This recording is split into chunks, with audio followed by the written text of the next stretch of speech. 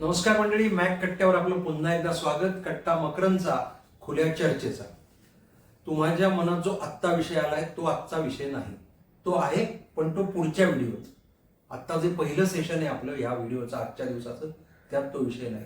म्हणजे exit poll ते exact pole, अर्थात हरियाणा आणि जम्मू काश्मीरच्या निवडणुकांच्या निकालांची चर्चा आपण पुढच्या व्हिडिओत करणार आहे. आत्ताचा विषय वेगळा आहे, तुमच्या परत एकदा आवडीचा आणि मनातला आहे. अहिल्या द्रौपदी सीता तारा मंदोदरी तथा पंचकन्या स्मरे नित्यम महापातक नाशन. हा श्लोक आपल्याला सगळ्यांना माहिती आहे आणि बहुतेक जण म्हणतही असतील हा श्लोक. पण नवरात्र आहे म्हणून संदर्भ देऊन केवळ हा श्लोक म्हटलेला नाहीये, तर आपल्या आजच्या विषयाकडे जाण्याकरता म्हणून या श्लोकचा आपण संदर्भ घेतो. मंडळी, 98 अखिल भारतीय मराठी साहित्य संमेलनाच्या अध्यक्षांची निवड झालेली आहे. अगदी 2 दिवसापूर्वीच अध्यक्षांची निवड झाली.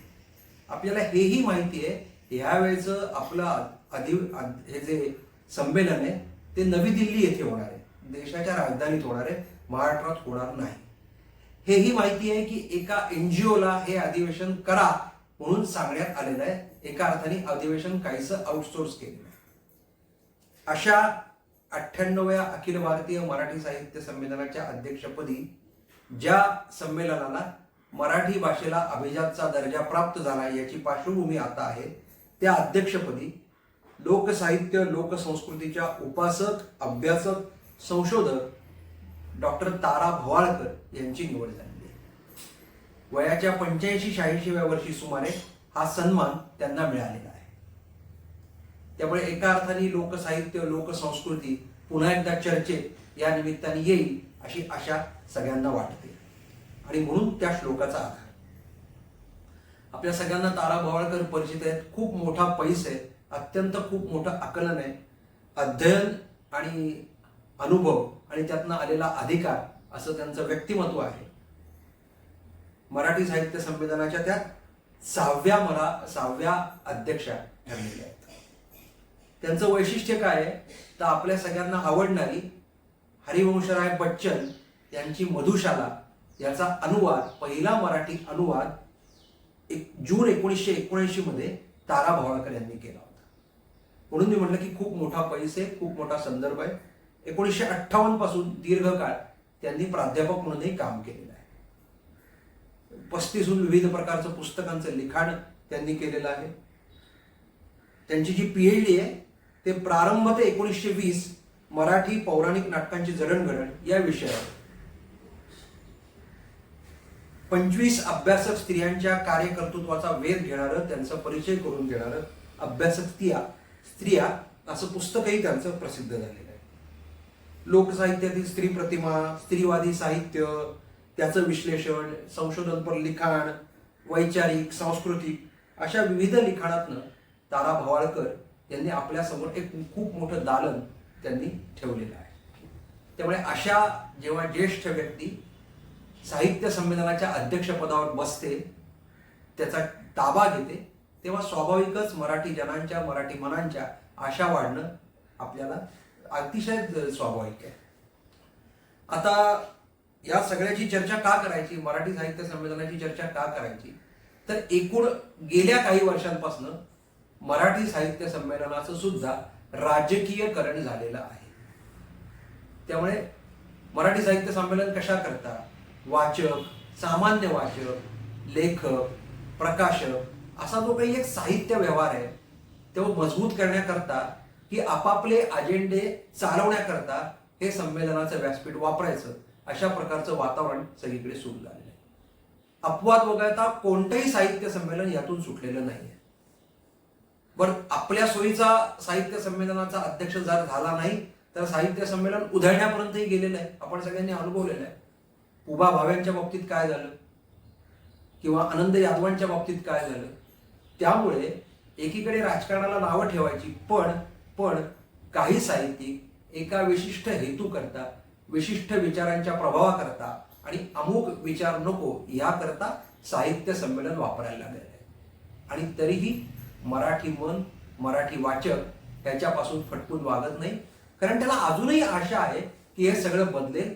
ज्या हेतून करता मराठी साहित्य संमेलन सुरू झालं तो मूळ हेतू परत आपल्याला गवसेल आणि साहित्याचा प्रवाह, ज्या मराठीला अभिजात दर्जा आता प्राप्त झालेला आहे, त्याच्यामुळे साहित्याचा प्रवाह अधिक सशक्त होईल आणि नव्या पिढीपर्यंत, पुढच्या पिढीपर्यंत हा एक जो ठेवा आहे आपल्या साहित्य संस्कृतीचा, तो तसाच चालू आहे.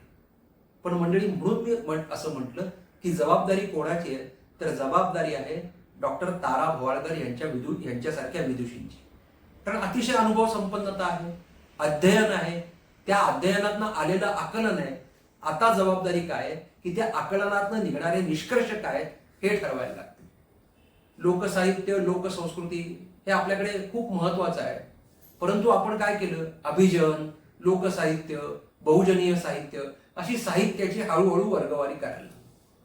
अभ्यासाकरता ती कदाचित सोयीची असेल, त्या त्या समाजाला व्यक्त होण्याकरता आणि त्या व्यक्त होण्याकरता काही एक ओळख देण्याकरता कदाचित ते बरोबरही असेल, पण हळूहळू ह्याच्या आधारे जातीयता आपण साहित्यातही आणलेली आहे. आणि माझे परिणाम काय झाले ते तिथपर्यंतच मर्यादित राहिलेलं नाहीये. मग लोकसाहित्य, लोकसंस्कृती कशी वेगळी आहे हे सांगता सांगता आपण महिषासुराचंही गुणगान गायला लागलो. आणि आता दसऱ्याला आपण ज्या दशानन रावणाला जाळतो, रावण जाळतो म्हणजे काय करतो, रावणाचा पुतळा जाळतो म्हणजे काय करतो, तर वाईट प्रवृत्ती, वाईट चालीरीती, वाईट प्रथा याचं सामूहिक दहन करतो. हे का करायचं असतं, तर अशा प्रकारे वाईटपणा आपल्याला नष्ट व्हावा याकरता प्रतिकात्मक ते दसऱ्याला आपण त्याचं दहन करत असतो. आता हा रावण कसा श्रेष्ठ होता आणि रावणाचं दहन करणं म्हणजे कोणावर तरी अन्याय आहे, अशा प्रकारचे निष्कर्ष लोकसाहित्य, लोकसंस्कृती याच्या आधारे येऊ लागलेले आहेत. आणि म्हणून मी असं म्हटलं की जबाबदारी आहे निष्कर्षांपर्यंत पोहोचताना काळजी घेण्याची. बरं, ज्या दिवशी डॉक्टर तारा भवाळकर यांचं नाव घोषित झालं त्यावेळी त्यांना मानणारे, आपण त्यांच्या जवळ आहोत असं सांगणारे किंवा त्यांचं जे काही काम आहे ते अधिक आम्ही समजून घेतले असं म्हणणाऱ्यांनी गमतीशीर पोस्ट लिहिली आहे. आणि म्हणून मला ती पोस्ट वाचून खरं म्हणजे हा आजचा व्हिडिओ करावासा वाटला. किंवा काय म्हटलंय, पुरुष प्रधान, उग्र जातीय दर्प, वर्ग या पलीकडे आता विचार होईल. तर ही मुळात जी मानसिकता आहे, या मानसिकतेला सतत सतत आपण बोलत असतो आणि एकूण वातावरण भारतातलं कसं आहे याचं वर्णन याच्यातनं करत असतो. त्यावेळी काही चुका घडल्या, पण समाजाने पुढाकार घेऊन त्या चुका दुरुस्त केलेल्या आहेत. पण तेच म्हणजे सगळं काही आहे असं धरून कोणाला एक विरोधक उभा करायचा, त्याला झोडत राहायचं आणि त्या विरोधकाच्या आधारे आपलं सगळं साहित्यातलं राजकारण करायचं, असं जे एक नवीन तंत्र सुरू झालेलं आहे ते खूप घातक आहे. त्यामुळे डॉक्टर तारा भवाळकर यांची जबाबदारी वाढते. त्यांना त्यांच्या शिष्योत्तमांना सांगावं लागेल की लोकसाहित्य, लोकसंस्कृती म्हणजे कुणाचा तरी दुस्वास, कुणाचा तरी द्वेष इतकंच मर्यादित नाही, त्या पलीकडे काही करावं लागेल. या विषयात आणखीन थोडं बोलण्यापूर्वी जे 98वं मराठी साहित्य संमेलन दिल्लीला होतंय तिथे काय काय विषय होणार आहेत त्यातले 3 विषय आपण बघूया. एक विषय आहे देशाचे राजकारण आणि मराठी साहित्य, दुसरा विषय आहे लेखक राजकारण्यांशी मोकळा संवाद आणि तिसरा विषय आहे मराठी आणि महाराष्ट्र धर्म. आता म्हटलं तर हे अतिशय निरुपद्रवी विषय आहेत, काही हरकत नाही, असे विषय व्हायलाच पाहिजेत. यातनं एक मोठं मंथन होतं आणि राजकारण ज्याच्याविषयी कारण नसताना आपण तिटकारा बाळगतो तर ते त्यांनी सर्वच व्यापलेलं आहे. म्हणजे आपल्या सगळ्यांना माहिती आहे की एखाद्या सोसायटीच्या किंवा अपार्टमेंटच्या निवडणुकीतल्या अध्यक्ष आणि सेक्रेटरीमध्येही राजकारण असतं. त्यामुळे राजकारण नाही असा कुठलंही क्षेत्र नाही, त्यामुळे साहित्य त्याला अपवाद नसावं. पण असे जेव्हा विषय निवडले जातात त्याच्यामागचा हेतू काय अशी शंका मनात येते. आणि म्हणून मराठी प्रेक्षकांनी, मराठी साहित्यिकांना, मराठी वाचकांनी हे प्रश्न आवर्जून विचारले पाहिजेत की साहित्य संमेलन आमचा आनंद आहे, ते आमच्यासाठी आहे, ते आमचं सबलीकरण, भावनिक, मानसिक, वैचारिक, सांस्कृतिक आमचं सबलीकरण व्हावं अशा करता असलेल्या साहित्य संमेलनात असे जेव्हा विषय आणता त्या विषयामागचा तुमचा हेतू काय, अशा विषयात येणारे वक्ते कोण असतील आणि ते वक्ते द्वेषमूलक मांडणारे की परत एकदा हा समाजाचं सौहार्द टिकेल याकरता प्रयत्न करणार आहेत. म्हणून मला असं वाटतं की या 3 परिसंवादांचा मी मुद्दाम उल्लेख केला, देशाचे राजकारण आणि मराठी साहित्य. आणि म्हणून मी सुरुवातीला असं म्हटलं की साहित्य संमेलनाचं व्यासपीठ कशा प्रकारे वापरण्याचं तंत्र जे विकसित झालेलं आहे त्याची थोडी काळजी करण्याचा हा सगळा काळ आहे. आता शेवटच्या मुद्द्यावर येऊ आणि आपण थांबूया. ज्या पंचकन्यांचा मी मुद्दाम उल्लेख केला, अहिल्या, द्रौपदी, सीता, तारा, मंदोदरी, त्याच्यातलं काय होतं की या प्रत्येक पात्राला वेगळं काढलं जातं आणि मग स्त्रीवादीपणा आपला उफाळून येतो आणि मग सीतेवरचा अन्याय, द्रौपदीचं एकूण सगळं महाभारतातलं स्थान, अहिल्या, मंदोदरी या ज्या सगळ्या आहेत आणि विशेषतः सीता ज्या प्रकारे रंगवली जाते ना तोही काळजीचा मुद्दा आहे. म्हणजे मला जे पाहिजे तशीच मी सीता रंगवणार आणि ती समाजाने स्वीकारावी, बाकी अभ्यासच नाहीये, ही जी मानसिकता आहे ते म्हणजे लोकसाहित्य आणि लोकसंस्कृती नाही. तुमच्या क्षमतेनुसार, तुमच्या अध्ययनानुसार, आकलनानुसार तुम्हाला जेवढी सीता कळली आहे तेवढी तुम्ही मांडलेली आहे. ठीक आहे, मांडली आहे, त्याचं स्वागतही होईल, लोक त्याच्यावर विचारमंथन करतील, चर्चा करतील, पण ते म्हणजे अंतिम सत्य नाही. कारण त्या पलीकडेही खूप मोठी सीता आहे, जी सीता आपल्यापर्यंत साधारणपणे 50च्या दशकानंतर पोहोचूच दिलेली नाही. कधीतरी संपूर्ण रामायण, संपूर्ण वाल्मिकी रामायण, त्या संपूर्ण वाल्मिकी रामायणाच्या पहिल्यांदी सुरुवातीला प्रसिद्ध झालेल्या टीका टिप्पणी आपण आवर्जून वाचल्या पाहिजेत.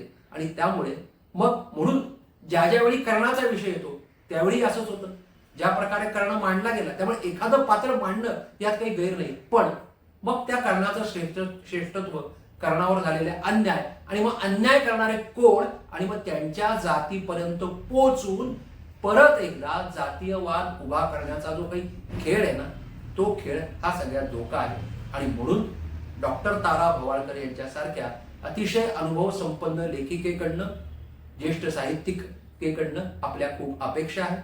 मला असं वाटतं त्यांची मुलाखतही लगेच प्रसिद्ध झालेली आहे आणि मग त्यांनी मराठी भाषा, मराठी साहित्य, मराठी व्यवहार याविषयी भाष्यही केलेलं आहे.